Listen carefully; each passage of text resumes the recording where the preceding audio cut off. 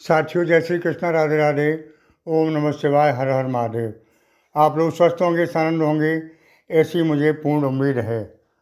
साथियों, आज मैं फिर उपस्थित हूँ आपके सामने एक नए वीडियो के साथ। मैं एस्ट्रोलॉजर आचार्य डॉक्टर कृपाल जी मानव, आचार्य डॉक्टर कृपाल जी चैनल में सभी श्रोता बंधुओं का बहुत बहुत स्वागत करता हूँ। मेरे मिथुन राशि के जातक स्वस्थ रहें, मस्त रहें, भगवान भोलेनाथ इन पर कृपा दृष्टि रखें और माँ लक्ष्मी इन पर कृपा बरसाती रहें, ऐसी मेरी अभिलाषाएं आपके साथ हैं, मेरी सद्भावनाएं आपके साथ हैं।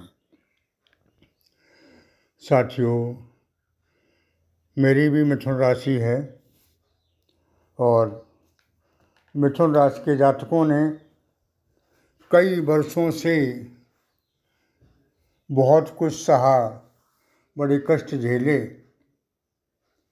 लगभग 5 वर्ष तो हो गए होंगे देखते देखते, और सभी एस्ट्रोलॉजर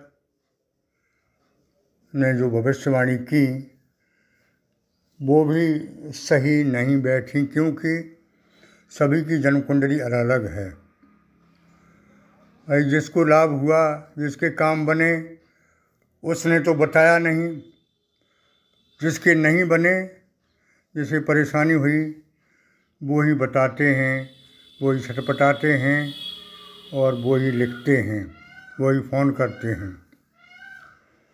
एक राष्ट्र के करोड़ों लोग होते हैं, तो उनमें से राजा भी होता है और रंक भी होता है।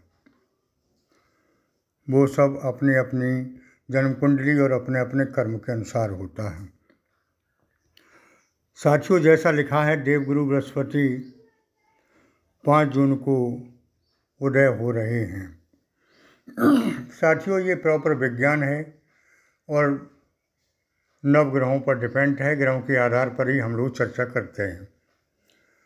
ये 5 जून को जो देवगुरु अस्त थे और अब उदय हो रहे हैं 5 जून को, तो क्या फल देंगे आपको जीवन में, क्या लेकर आ रहे हैं, इसकी चर्चा इस वीडियो के माध्यम से हम कर रहे हैं। साथियों, देवगुरु बृहस्पति का नवग्रहों में विशेष स्थान है, क्योंकि गुरु बिना कुछ नहीं होता। गुरु ही ज्ञान के कारक हैं, गुरु ही बुद्धि के कारक हैं, और जब ज्ञान और बुद्धि इकट्ठी होती है तो सब कुछ अच्छा ही अच्छा होता है। ज्ञान बिना अंधकार है और बुद्धि बिना शून्य है, और इसके कारक देवगुरु बृहस्पति हैं, जो अब तक अस्त चल रहे थे। अब जो 5 जून को उदय हो जाएंगे तो आपके जीवन में बदलाव निश्चित आएगा। क्या बदलाव आएगा, ये अवश्य ही आपको देखने को मिलेगा। बड़े बड़े परिवर्तन आने वाले हैं। साथियों, सबसे बड़ी बात तो ये है कि जो आपने अब तक कष्ट झेले, अब तक परेशानियां झेली, उनका उल्टा हो जाएगा। देवगुरु बृहस्पति आपके जीवन में बहुत बड़ा चमत्कार लेकर आएंगे, और गुरु बिना ज्ञान नहीं मिलता, गुरु बिना वाणी शुद्ध न होती। आपने देखा होगा, जो लोग गुरु के निकट रहते हैं, चाहे वो स्टूडेंट हों जो गुरु की आज्ञा का पालन करते हों, और चाहे आध्यात्म गुरु के पास रहते हों, उनके नियम के अनुसार चलते हों, तो उनको देखा होगा वो वास्तव में अच्छे लोग होंगे। और जब गुरु की कृपा नहीं होती है तो परमात्मा की कृपा भी नहीं हो सकती है। कहा गया है, गुरु गोविंद दोनों खड़े काके लागू पाएं, बलिहारी गुरु आपने गोविंद दियो मिलाए। तो गुरु की कृपा से ही भगवत कृपा होती है। अब 5 जून से देवगुरु बृहस्पति उदय होकर आपके जीवन में चमत्कार तो लाएंगे ही। सबसे बड़ा चमत्कार तो ये है कि आपका भाग्य उदय हो जाएगा। 5 जून से आपका भाग्य उदय होने वाला है, और जब भाग्य उदय हो जाएगा तो निश्चित ही सफलता के योग मिलेंगे। आपकी मनोकामनाएं पूर्ण होंगी, आपके सोचे हुए कार्य बनेंगे। भूमि भवन वाहन संबंधी प्रोग्रेस होगी। दोस्तों से चली आ रही अनबन अब दूर हो जाएगी। सगे संबंधियों का साथ मिलेगा, पारिवारिक सुख मिलेगा, और सबसे बड़ी बात यह है कि हेल्थ वेल्थ से आप फिट होते दिखाई देंगे, क्योंकि भाग्य आपका अब पूरी तरह से सपोर्ट करेगा। देवगुरु बृहस्पति के उदय होने से आपके भाग्य का सपोर्ट अब मिलने लगेगा। अब तक क्या था कि आप कर्म कर रहे थे लेकिन भाग्य का सपोर्ट नहीं मिल रहा था। तो मैंने सूत्र बताया था आपको, कर्म प्लस भाग्य इक्वल टू सक्सेस, यानी सफलता। तो कर्म और भाग्य दोनों जब मिलते हैं तो सफलता निश्चित हो सकती है, और वही समय अब आपका आ रहा है। वैसे भी मैंने बताया था कि इस वर्ष का आधा वर्ष तो आपका निकल गया और आपके सोचे हुए काम नहीं बन सके। अब आधे से आगे वर्ष की शुरुआत हो चुकी है आज से, तो आपके जीवन में परिवर्तन भी हो सकता है इस अग्रिम 6 महीने में। हालांकि आगे 6 महीने की बात नहीं कर रहा हूँ, मैं केवल देवगुरु बृहस्पति के चेंज होने की, उदय होने की ही बात कर रहा हूँ। तो मिथुन राशि के जातकों के लिए देवगुरु बृहस्पति का चेंज होना, उदय होना बहुत ही अच्छा है, बहुत ही श्रेष्ठ है। इस उदय काल में आपके मनोवांछित कार्य बनेंगे और एकाएक वो काम बन सकते हैं जिनकी आपको उम्मीद नहीं है। जीवन साथी का सानिध्य मिलेगा, पारिवारिक सुख मिलेगा, समाज में खोई हुई प्रतिष्ठा वापस आएगी, और लव लाइफ की देखें, ये बहुत बड़ा विषय है। लव यानी प्यार। प्यार परमात्मा से भी हो सकता है, प्यार घर में किसी से हो सकता है। प्यार शब्द को लोगों ने गलत समझ रखा है, ऐसा नहीं है।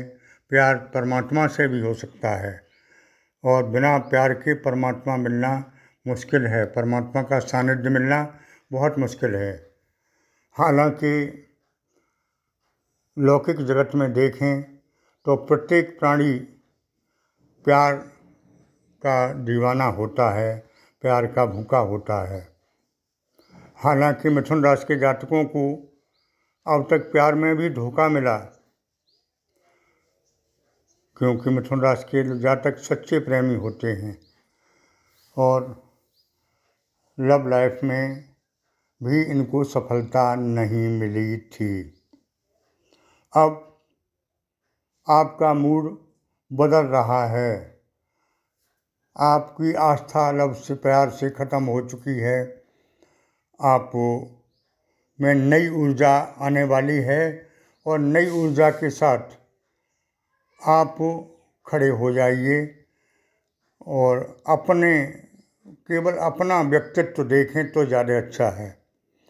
प्यार के वास्ते आपने बहुत कुछ खोया, बहुत कुछ बर्बाद किया, और सबसे ज़्यादा चीज़ जो बर्बाद की वो था समय और पैसे दोनों की बर्बादी हुई।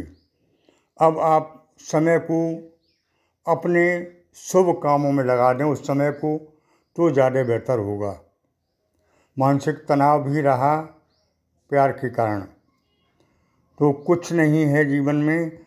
जैसा पार्टनर चले वैसा आप भी चलें तो ज़्यादा बेहतर रहेगा। लेकिन आप उससे बेहतर चले, आगे चले, और उसने आपको इग्नोर किया, धोखा दिया, आपको पागल समझा, आपसे केवल और केवल फ़ायदा उठाया, और आप उसके पीछे पड़े रहे, समझ ही नहीं पाए कि प्यार क्या है, शुद्ध है या नहीं है। तो मैं आपको आगाह करना चाहूँगा कि क्या प्यार के पागलपन से दूर निकलें, अपना व्यक्तित्व संभालें, अपना हेल्थ और वेल्थ संभालें, अपना समय का सदुपयोग करें तो ज़्यादा बेहतर होगा। फिर प्यार भी आपके पीछे पीछे भागेगा। अब तक आपने अपने ऊपर कम और पार्टनर के ऊपर ज़्यादा समय दिया, ज़्यादा खर्च किया, ज़्यादा माइंड दिया। इसका परिणाम अच्छा नहीं निकला, जो उम्मीद की थी वो नहीं निकला। तो आप बदल जाइए, चेंज हो जाइए, अभी समय है परिवर्तन का। और उस जो समय आपने बर्बाद किया, जो पैसा आपने बर्बाद किया, उस समय और पैसे को आगे अपने भविष्य के बारे में लगाएं तो ज़्यादा बेहतर होगा।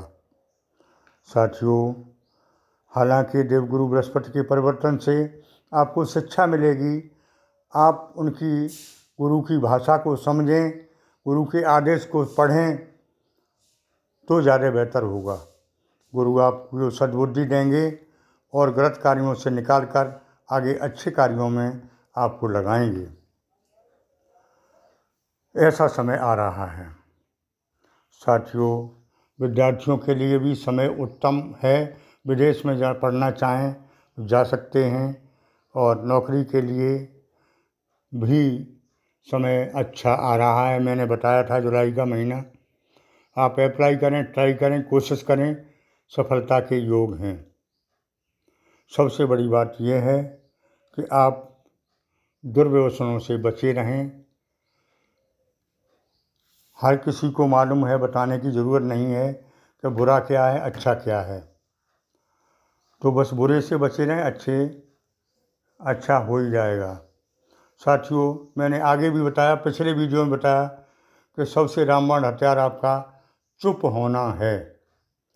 चाहे प्रेमिका के सामने हो, चाहे पार्टनर के सामने हो, घर में हो, बाहर हो, ज़्यादातर चुप रहें तो ज़्यादा अच्छा रहेगा।